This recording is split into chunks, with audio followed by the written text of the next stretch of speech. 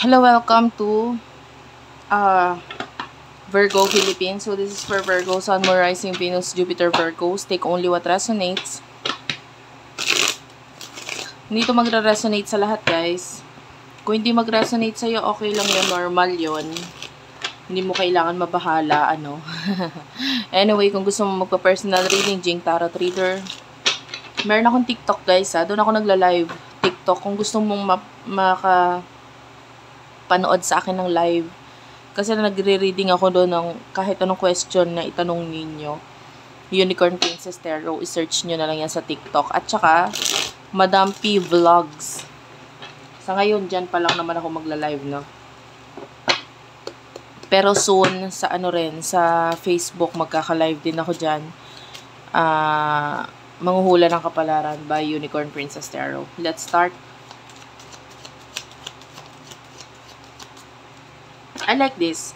You do have your Ten of Pentacles. Unang bungad pa lang ng card for you. There's a lot of money coming in here for you. Lalo na inilalabas mo yung energy mo as the Emperor. Maybe ikaw talaga nasusunod. You are being the boss here. You're being the manager here. I don't know kung ikaw ay nagmamanage ng something, but I feel like pinapakita mo yung galing mo pagdating sa pag-handle ng mga nasa baba sa'yo. And because of that, you do have here the Ten of Pentacles. Okay? So, yung iba sa inyo kahit sa bahay eh. Okay, yung iba hindi, ito kahit walang kinalaman sa career. Pagdating sa house. Kung ano man yung maging desisyon mo, kahit ito ay ini-advise sa'yo with the Queen of Wands, in-advise sa'yo, nagawin mo yon, 'di ba? I feel like you are the fool. So, although mahirap para sa'yo with the Five of Wands, pinupush mo. Nagte-take ka ng risk. Okay? Pinapakita mo yung energy mo dito na wala kang pakialam, basta ikaw masusunod. Wherein, yung power mo na yon ang nagbibigay sa'yo ng money. There's a lot of money here with the Ten of Pentacles. So, napakaganda nung energy talaga niya. Anyway, pagdating sa love, sino itong person na kakonect mo? For the sign of Virgo, Sun, Moon, Rising, Venus, Jupiter, Virgos, please. For the sign of Virgo, sino itong person na kakonect mo? Sun, Moon, Rising, Venus, Jupiter, Virgos, Spirit Guides, Angel Guides. Person na kakonect mo for the sign of Virgo, Sun, Moon, Rising, Venus, and Jupiter, Virgos.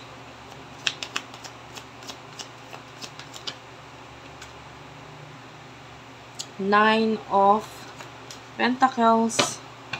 Ito maganda talaga ang communication or connection na nangyayari sa inyo. Six of Wands na person na ito. Okay? I feel like there's a lot of money sa inyong dalawa. I can see victory with the Six of Wands. So, kung may partnership or yung pera ninyo ay parehong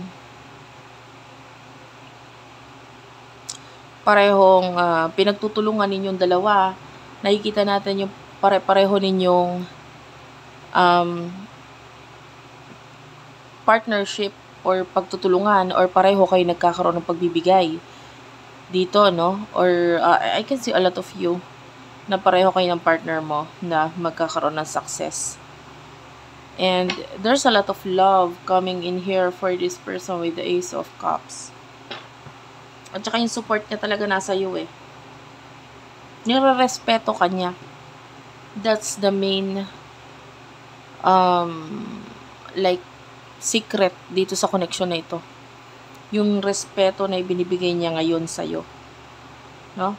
And that dahil doon na nagagawa mo yung best mo. Ano yung nasa isipan at emotions din yung dalawa ng person na ito?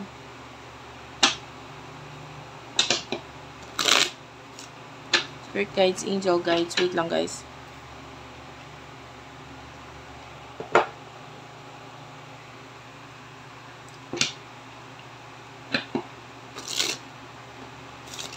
Ano yung mga nasa isipan at emotion ninyo, dalawa ng person, mga spirit guides, angel guides for our Virgos. Sa'yo muna, no? You do have here the clock.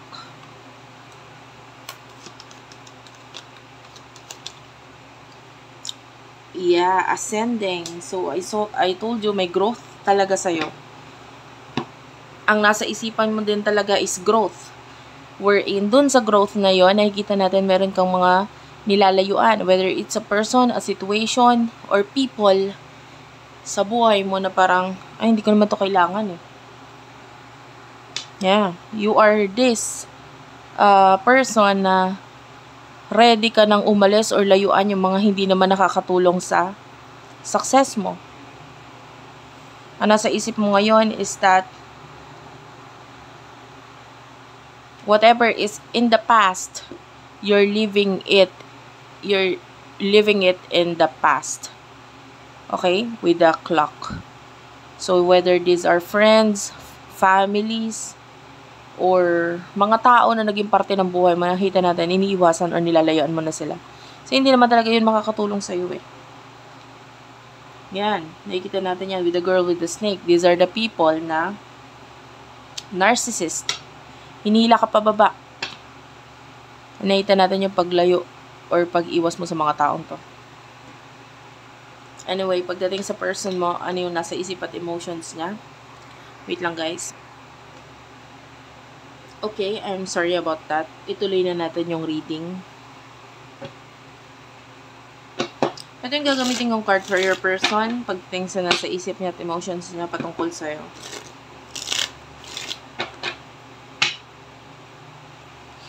Nakakita talaga ako ng balance na energy, guys.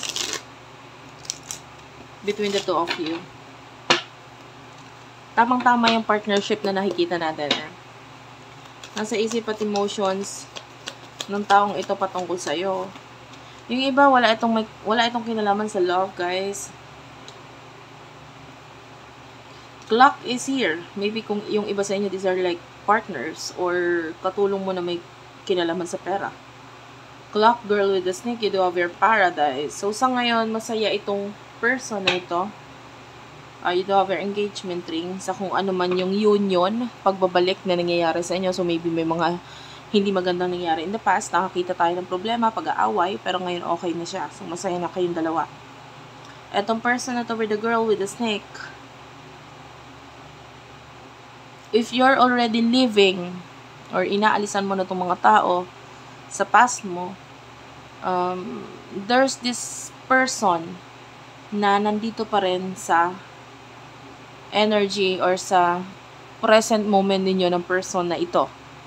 Okay? So, maybe ikaw, inaalisan mo, nilalayuan mo na, malayong-malayo na. This is the girl with the snake. So, nagpakita siya at the bottom of the deck. So, nakakita naman ako na etong person na ito still, kahit nasa past pa rin, kahit nasa past na ng person na ito, ay parang nandyan pa rin yung energy niya. Okay? And alamin natin kung bakit nandito pa rin yung energy ng past person na ito. Tell me, spirit guides, angel guides. Pero don't get me wrong, masaya ang person mo sa'yo. Masaya siya sa nangyayari sa inyo. Sa advancement na nangyayari sa inyo. But I want to know this past person. Who is this past person? Nakakonect ng person na ito. Yeah, I feel like may pag-iwas or may paglayo na ginagawa dito with a 5 of Cups. So, nakikita natin yung kalungkutan na nararamdaman ng person ng kakonect mo. I feel like this is not your person kasi nga yung person mo masaya. Okay naman siya. Happy naman siya. But then, there's this person na parang hindi pa rin makaget over sa kanya. This person is still stuck. Still stranded. This person, pwedeng umiiwas at lumalayo siya at or yung person na kakonect niya. There's this other person, umiiwas, lumalayo. Yan, kung makikita mo yung energy, it's like, yan, may pagtakbo, may pag-iwas. And then, there's this another person here na makikita mo yung hawak-hawak niya yung mga swords niya, the 7 of Swords. And then, paiwas yan, palayo yan. So, someone here is hiding something. So, meron siyang mga tinatago na emotions and that could be yung person na kakonect ng person mo is still in love sa person na ito. That's what I am feeling right here. Let's clarify what's with the 5 of Cups. The 8 of Wands is here. Clarify the 8 of Wands. Yeah, the Queen of Wands.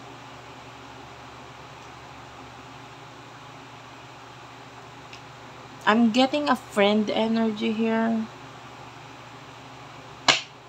Yan, sobrang masasaktan itong person na ito in the past ng person mo. And tell me about his or her emotions. Ang kinukuha natin ay yung emotions ng person na ng kakonect mo. Ay, yung person ng person mo.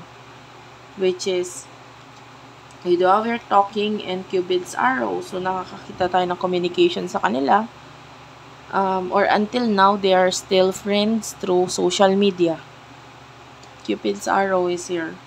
So, nagkakaroon ng hesitation or hindi sure na energy yung person na yon pagdating sa person mo. But, I feel like they're soulmates.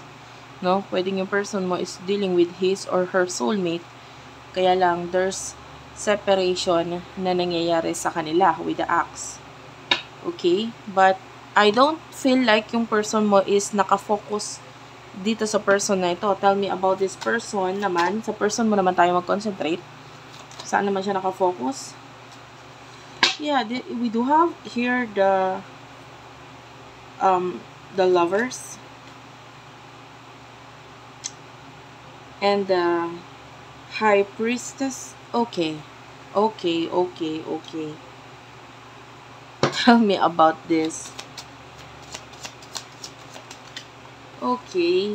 So, ito ha. 3 of Cups. Okay. Alam ko na. Yung person mo is, let's say, attracted itong person na ito sa'yo. But, I can also see an attraction na nararamdaman niya pa doon sa past with the Empress. This is like, attracted siya sa'yo for whatever nakikita niya sa'yo. I mean, you would feel like sometimes obsessed itong person na ito sa'yo kasi bakit lagi niyang gustong kausap ako or gusto niya lagi nasa tabi ako. So, you would feel like, ay, obsessed siya sa akin. But, the Empress is also showing doon sa side ng person na kakonect niya. Okay? So, pwedeng yung person mo is still attracted dito sa past. Na although iniiwasan niya, although nilalayuan niya, still attracted pa rin itong person mo doon sa past. The soulmate energy is still here. Tapos, pwedeng yung person mo is still thinking about the past kasi gusto pa rin niya ng reconciliation. Pero ngayon, yung person mo is nakafocus sa'yo because of money matters with the 10 of Pentacles. Kumbaga, parang okay naman ako sa sitwasyon ko kahit hindi dumating si past, okay lang kasi I can see success sa relasyon natin. So, parang ganun, ano? So, etong si person mo is, honestly, kung ano yung nasa harap niya, yun ang focus niya. Pero, hindi ibig sabihin nun na completely nawala na si nakaraan niya, si past niya. Because still, the past is may energy dito na naglo-longing siya or naghahangad pa rin siya ng, by the way, I can smell dog. I don't know, something to do with dog. This could be a reading. So, parang naghahangad pa rin siya ng reconciliation or another chance sa kanilang dalawa, no? So, now, ano yung mangyayari in the near future for the both of you?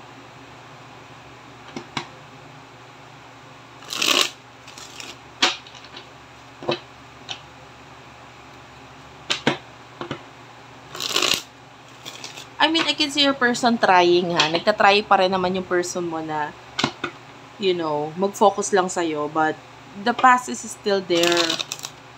I mean, pwedeng hindi pa siya completely nakaka-move on. But what will happen in the near future for the both of you? You have here the Ace of Cups, the 5 of Swords, and the Queen of Wands. Let's clarify the 5 of Swords, please. Nagpakita sa atin si the Tower and the 10 of Wands. I can see 5 of Wands. Clarify the future, please, for Virgo. Sun, Moon, Rising, Venus, and Jupiter Virgos. Near future reading. Okay, the Four of Pentacles is here. The Fool and the Knight of Swords and the Six of Swords. And kukuha pa ako ng card dito. Tell me about this, please. Spirit guides, angel guides. You do have your love. But the bottom of the deck is the healthy choices, girl talk, and kisses. Wait, mamaya ako nasimulan. In the near future for Virgos, please. Coffee cup, mirror, not today. Clarify the not today, please. Ascending. Okay. Okay. And meron pa tayo ditong heart with a key. And unfortunately, the person that you're dealing with, nakikita natin ang twin flame energy, but it's not with you, but rather dun sa person na kakonect niya. So, might be your person is dealing with his or her twin flame or soulmate. So, hindi ko maintindihan yung iba sa inyo. You could also be the person na kakonect ni Virgo. So, okay? So, ito reading na ito is for Virgo, but I don't know, for some of you, could be a cross watcher, or yung nakuha natin sa left side is si Virgo, and then yung right side is yung person na kakonect niya, and then you could be the past person. Okay? Ganun yung energy na nakukuha natin. Halo-halo. So, take only what resonates. Hindi ko alam, masyado magulo sa iyo yon, but hopefully makuha mo kung saan ka doon. I can see a lot of love sa energy mo. Okay, balik tayo dito sa pinaka-reading wherein ito yung side mo, ha? Pero, as what I have told you, ikaw ang bahala maglagay kung saan ka dito. Ikaw ba ito? Ikaw ba ito? Or ikaw ba yung other person? Okay, so for what I can see here, in the near future, there's a lot of love coming from you. With the Ace of Cups. Mahal mo siya. Lalo na eto pa yung mga lumabas. Oh, love is here. Kaya nga siya yung,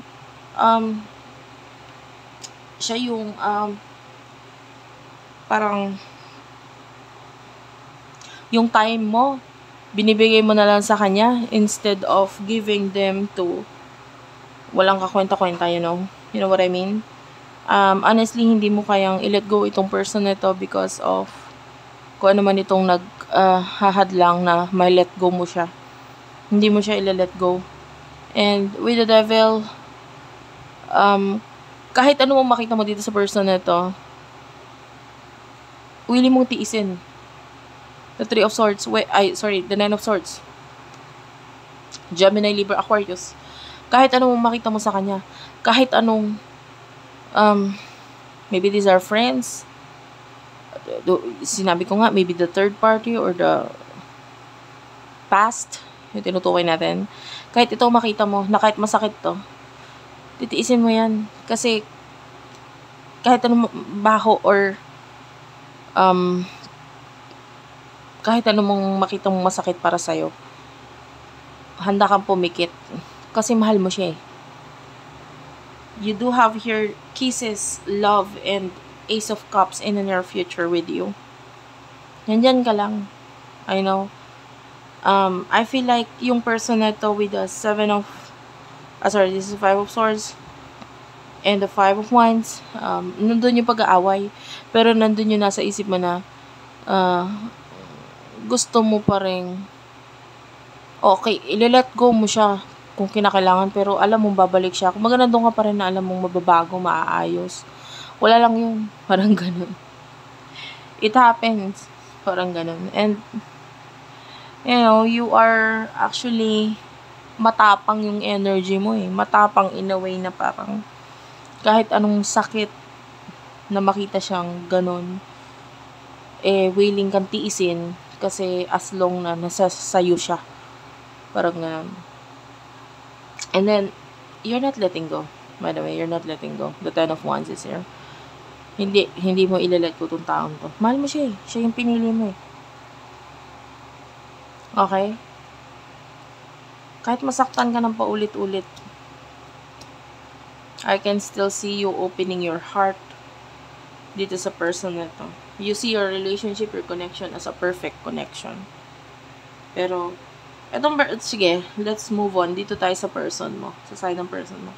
Four of Pentacles, mag-focus on tong person na to regarding sa mga movement na may kinalaman sa kanyang career in the near future, na may kinalaman sa kanyang ipon. So, that could be his or her savings na with a full, may new beginning dito eh. May nakikita tayo ditong new beginning. So, pwedeng i-take risk niya yung kanyang ipon, ang kanyang pera, para sa something. With the Knight of Swords, this person is going to try na pabilisin yung proseso doon sa bagay na yun. And I feel like with the Six of Swords, this person is already moving on dun sa kanyang past. Okay? This person is already moving on with doon sa twin flames na sinasabi natin. The Coffee Cup and the Mirror is here, so this person, ayan, lalo na with the Knot today, umiiwas talaga siya dun sa person niya. Okay? Umiiwas siya dun sa person niya. And for what I can see here, we do have your ascending. Ikaw yun. You do have your ascending on your side. This is you. And with the heart with the key, this is you na ino-open ng person mo yung sarili niya para sa'yo. And that I feel like this person is like tinatry niya maging perfect din yung connection ninyo. Regarding the past, I can still see the past waiting. Hindi ko nakikitang itong past person. The Hangman. Total lang dito si past. Kunin natin si past. Okay. What's with the Hangman? Total lang dito si past, no? Kunin natin si past. Yung energy. Kasi for some of you, ikaw si past. So tell me about this past. In the near future. Yeah, there's separation na nangyayari sa kanya and yung person mo. Okay? Because of you. You are the abundance. You are the person na nag-gain ng abundance or money. This is you. No? Na nagkakaroon sila ng separation because honestly, you are stuck. Or your person is stuck with you. Stuck sa'yo yung person mo eh. Addiction is here. So, makikita mo, you are the heart here. You are the love. Pero nakatali siya sa'yo. Like, itong si past person, nagkaka-separation sa kanila ng person mo because stuck sa'yo yung person mo. And that we do have your heart broken. Nagdudulot yun para masaktan yung past person because gusto niya talaga ng union sa kanilang dalawa. Okay? Gusto niya talaga ng union sa kanilang dalawa. By the way, I can smell mayo. This could be a reading, mayonnaise. Yeah, the karmic relationship is here. And Hand of Cards. I mean, itong connection ninyo,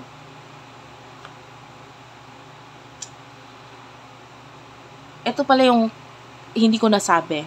Na although ganito ang sitwasyon, na nagmo-move on si person mo, mind you, etong past person na ito, once na mag-take ng risk, no, kasi nakikita natin si past person naghihintay lang. Si past person hindi gumagawa ng movement. Si past person tahimik. Nagkaka-separation sa kanila kasi si past person hindi rin nagsasalita, hindi rin gumagawa ng movement. Pero once na si past person ay may mag-take ng risk, doon natin nakikita yung possible ending sa connection ng person mo at sa'yo. Okay? Possible ending. Pero sige, i-clarify natin. No? Just in case, hindi ko sinasabing yun ang gagawin ni past person because the past person, I can see this person waiting and then yung person mo is like siya yung nakikita natin nagmo-move on. Nagra-run sa connection nila.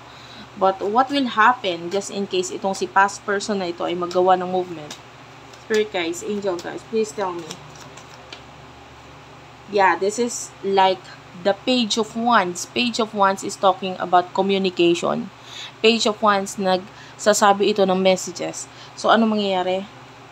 The Page of Wands, pag once na nagkaroon ng communication dahil si past person nakipag-communicate, nag-message, possible 3 of Swords, third party situation. Okay? Na magiging magulo yan.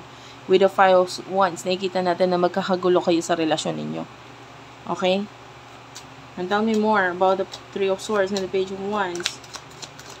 Oh. Okay. Oh, you do have here the 6 of Cups. Yeah, this is the past person energy. Babalik si past person. You do have here Hermit. You could be dealing with a Virgo. So, sabi ko nga, you could be dealing with a Virgo. Or your person is, or you, or the other person is a Virgo. Okay. We do have here the Judgment. This is like a soulmate connection. Queen of Cups and the 8 of Cups. So, nakikita natin yung love is like, mahirap i-explain yung love na nararamdaman nila sa isa't isa. It's like, mahirap labanan eh. Because I told you, this could be a soulmate or twin flame connection. So, I don't know. The 8 of Swords, this is like your energy. No? This is like your energy. And pwedeng dahil mahirap labanan yung connection nila, and yung person is still stuck with you. So, possible na kung magpaparamdam itong person na ito, is medyo magiging mahirap pa rin yung labanan sa connection na ito. Okay? But, 6 of Swords and the Empress is here. This is your person, honestly, na kung magte-take ng risk yung person na yon, yung isa, depende sa pagte-take ng risk. Kung message lang yan, hindi para iwan niya ikaw agad-agad, hindi ganon. Maybe depende rin sa risk na gagawin ng past person. Kung messaging lang, no, still yung person mo is moving on. I can see a lot of self-love na ginagawa ng person na ito. Okay? So, magkakaroon lang ng kaguluhan ng problema sa inyo, but it doesn't mean iiwan ka niya. Okay? The Tower, nagpakita sa akin si Tower kanina. Pero, for what I can see here, depende nga sa magiging action ni past person. Kasi si person mo, honestly, sumuko na dun sa connection nila. Okay? So, yun yung maganda pa rin nun. Kasi nakikita natin, sa'yo, ikaw, ang pinipili pa rin niya. Na? Ikaw pa rin. Ikaw at ikaw pa rin. Especially, wala naman siya nagiging problema sa iyo. No? Lalo na pagdating sa pera, etc. And, yun ay dahil binago mo yung sarili mo eh. Pinipilit mong baguhin ang sarili mo. Na yung person mo is willing to change kung ano man yung nakatadhana, kung ano man yung nararamdaman niya. Because, nakita niya na porsigido ka pa rin naman na baguhin yung sarili mo para sa kanya. So, thank you for watching. I love you all and bye-bye.